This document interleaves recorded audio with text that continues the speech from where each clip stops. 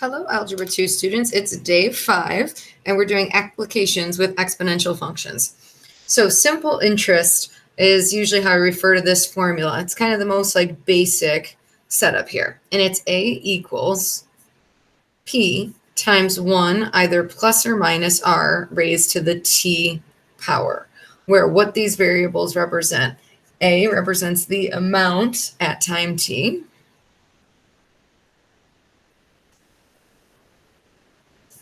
P is referred to as the principal value, but it also referred to as the initial amount. So what you start with, right? R, that's going to be our rate. And so we always put the rate in as a decimal, which is important to note. And then the last thing, I already referenced it, but T is time. And depending on the problem, time could be years, could be days, so it just depends on the context. All right, if we put it into application, you're going to see how this works. So the first one says an exponential model for the population P in millions of Indonesia during the 1980s is given by this. So they're already handing us the formula here, where T stands for the number of years after 1980. All right, so that's good to note. T is equal to the number of years since 1980. All right, something to note, they're using a capital P where typically would be a capital A right there because it's just standing for population, so the amount of people, if you will. So the first part, when it says in that decade, what was the annual growth rate of Indonesia's population? So we're just kind of deconstructing the equation here. So the growth rate, that's the value inside the parentheses here. And so I'm going to take the value inside the parenthesis there, the 1.021, and set that equal to 1. Technically plus or minus R, but it's pretty obvious that you're adding something because it's over 1 right here. So we can actually solve by just subtracting. So the R value comes out as 0.021. And then remember, this is as a decimal. So if we multiply it by 100, this is going to come out as 2.1%. That would be the rate of growth of population. All right, what was the population in 1980?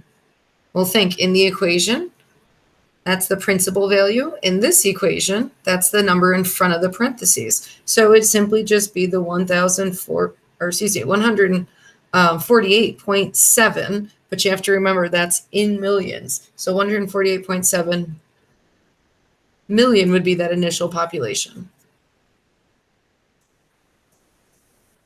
All right, part C. What was the population in 1987? So now we're actually going to use the equation. So in the year 1987, the T value or time since 1980 would be 7 years. So you're just plugging in. So 148.7 times 1.021, and then raise it to the 7th power. Use your calculator for this. So 148.7 and then times 1.021 and raise that to the 7th power. Right there, I get 171.98. And you got to remember what this is representing. So again, it's million people. And it doesn't totally matter where you're round because it's just notes. I just want to make sure we understand how to get to that answer. Part D, about how long will it take for the population to reach 155 million? So in this case, I want to know when capital P is equal to 155. Well, I know it's going to happen sometime before 1987 because it's up to almost 172 million people by then. So I'm going to put the 155 on the left side of the equation. And what I'm going to solve for is T. So in the last one, we were plugging in T equals 7, and we were looking to find the P value. This time we're plugging in P, solving for T.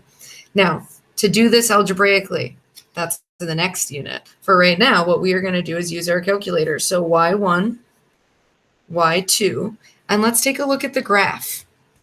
So into your Y equals, if there's anything there, get rid of it. I'm going to put 155 into Y1, 148.7 times 1.021, raise that to the x power, or t, same difference there, into y2. Now, if I zoom 6 it, I know I'm not going to see a whole lot here. The reason I know that is the y value is 155, and the highest y value here just goes up to 10. So I'm going to let it finish thinking here, and then I'm going to change my window so that I can actually see what's going on here. So my window, I want to be able to see up to at least 155. Maybe I'll even just go bigger and say, 200, and then go back and hit graph. So there's my y1, and here's my slow population growth right there. So my expectation is that you solve this graphically, because at this point, that's the only way that we know how to solve it. So into your calculator, I can draw in the first line. That's my y1. I didn't mean to put a little 1 next to that guy there. I'll get rid of that so I don't confuse anybody. And then my y2 is my little growth curve right there. So I'm looking for the intersection point. So a little reminder, second, trace, intersect, and then get as close as you can. First curve, second curve, take a guess. So the x value, which in this context is really the t value, comes out at 1.99 and change. So when it says about how long, then I would say about 2 years, or in the year 1982. That's another way to think about it. So there's the first one. So only 2 years to get that population up to 155 million. All right, question number 2, different setup. And this time we have to come up with the equation ourselves. So it says a patient is given 150 milligrams of penicillin. Each hour H, that the amount of penicillin A in milligrams in the patient's bloodstream decreases by 15%. I do always think that it's smart to kind of start out with the idea of what the general equation would look like. All right, so when it says determine a function that gives the amount, in this case, I can keep the variables as they are because they're saying the amount of penicillin is the A, and then each hour, that's the one difference. So, and if I want, I can change out that T to be an H right there. All right, let's plug in what we know. The patient is given 150 milligrams. That's your p-value. That's what they're handing the patient at the start. And it's saying that it decreases in the bloodstream because you start with this much and then it kind of wears off. So that means I'm going to do 1 minus 0.15 raised to the h power. You can leave the equation like that, or we could do the subtraction ourselves. So it'd be 150, 1 minus 0.15 would be 0.85, and then raised to the h power. That's going to be our equation. All right, part B. How much penicillin is remaining after 4 hours? So H represents our hours. So at 4 hours, we want to find the A value.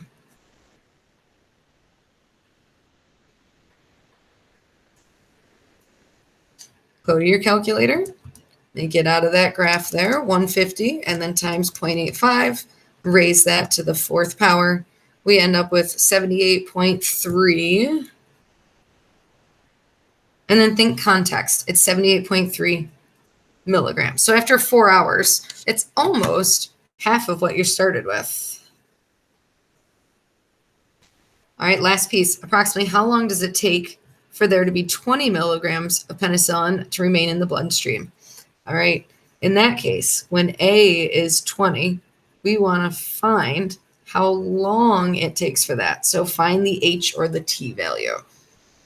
20 goes in on the left. 150 times 0.85 raised to some H power is going to get us there. Now, just like the last one, if I'm solving for the exponent, because we don't know how to do that yet, graphically or algebraically, we don't know how to do it. Graphically is how we're going to solve. So get rid of what we just had in there and type it in. So 20 into y1, 150 times 0.85, and then raise that to the x power. Now I can just hit graph. I like to reset my window to go back to Zoom 6. But you could certainly hit graph and that would be fine here, you guys. Otherwise, think about how high up I need to see. I want to see to at least 20. So I'm going to go beyond that and say my Y maximum is like 30. So the only reason I switched it is last time my Y max was 200 and that seemed a little excessive here. All right, now I don't see the Y2 anywhere. So what that means is it's probably more hours than I'm seeing covered. So this only goes out to 10. Let's change that window and change that X maximum maybe to 20. Let's see if we can find what's happening here. There we go. All right, so you will have to play with the window and you're going to have to pick smartly how to kind of look at what's going on. So just to reiterate, mine goes from 0 to 20 and then 0 up to 30. So here was my Y1 and then my Y2. I'll bring my calculator back into view again. My Y2 kind of looks like that. So does the sketch need to be perfect? No, but reasonable. And I do want to see a sketch. So same steps as before. Second, trace, intersect. Get as close as you can. Ooh, and enter, enter, enter.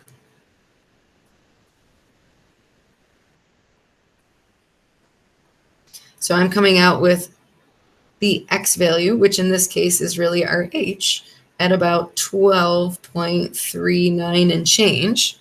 And so the question says approximately how long? So we can round it, you know, maybe we'd say about 12.4 hours. All right, on the back, we've got something a little different to talk about.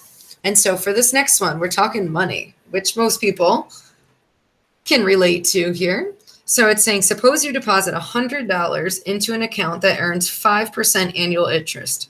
FYI, highly unlikely. Most savings accounts are like 0.05 maybe, but that's besides the point. All right, if no withdrawals are made, how much money is in the account at the end of 4 years? So you're not going to touch a darn thing. What happens if the interest is compounded annually? So think annually, that's just one time a year. That means we're going to be able to use this formula. Now, specifically with this one, it means that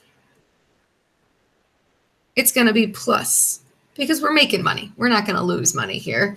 So plug in what we know. We start with $100. That's the P value. 5% is going to go in as 0.05. That's going to be our R value. So 100, 1 plus 0.05, and then we're going to keep T for right now. So let's clean this up a little. We get 100 times 1.05 raised to the T power. So now when it's saying at the end of 4 years, T is going to be equal to 4. So let's plug in a 4 and calculate. All right, 100 times 1.05, raise that to the 4th power. All right, you did nothing, and you end up with $121.55. So by quietly leaving that money alone, you make like $21 there and change. Right? But now part B says the exponential function, this, when applied to investments, represents interest being compounded annually. So like once a year. So maybe every like January 1st or something along those lines. All right, it says, however, some accounts apply a portion of the fixed annual interest rate multiple times per year. So they might pay you out, you know, each month, or they might pay you each season, you know, spring, summer, fall, winter, you get it. So this says, for example, if our annual interest rate of 5% is compounded monthly, then the interest rate is 5 divided by 12%. So they pay you out a 12th each month, all right? Hence paid 12 times in a year. So determine how much money is in the account at the end of 4 years under that scenario. What that would mean is that the P value is still 100, but the R value is now going to be 0.05 divided by 12, and then the T value is 4. So let's calculate. So this would be 100 times 1 plus 0.05 over 12. And then we'd have to make sure, though, that we're not just doing this 4 times. It's 4 years and then 12 times a year. So we actually have to incorporate that 12 in there because we're multiplying or paying it out 12 times a year for 4 years. So really what you end up with there is 48 little payments of interest. All right, well, let's calculate this thing. So into my calculator, 100 times 1 plus 0.05 over 12. Close that up and now raise it to the 12 times 4, or just 48 would be fine too. And what we end up with is $122.09. So you make a little bit more money because the more often they compound the money, you're making a percentage on a slightly bigger amount each time. So how much more do you end up with? Well, like another, 50, 60 cents. It's not, earth shattering, but it's still more money. All right. So with that being said, let's finish with this last little piece here. It says, in general, if you deposit P dollars in an account with an interest rate of R compounded N times per year, the amount that you should have in the account will be A equals P times 1 plus the R value gets divided by the N, so R over N, and then raised to, you end up compounding N times a year, so N times T, where N equals the number of times that the money is, I'm going to say, compounded per year. All right, we'll finish the rest of this in class. Thanks, guys. Have a good one.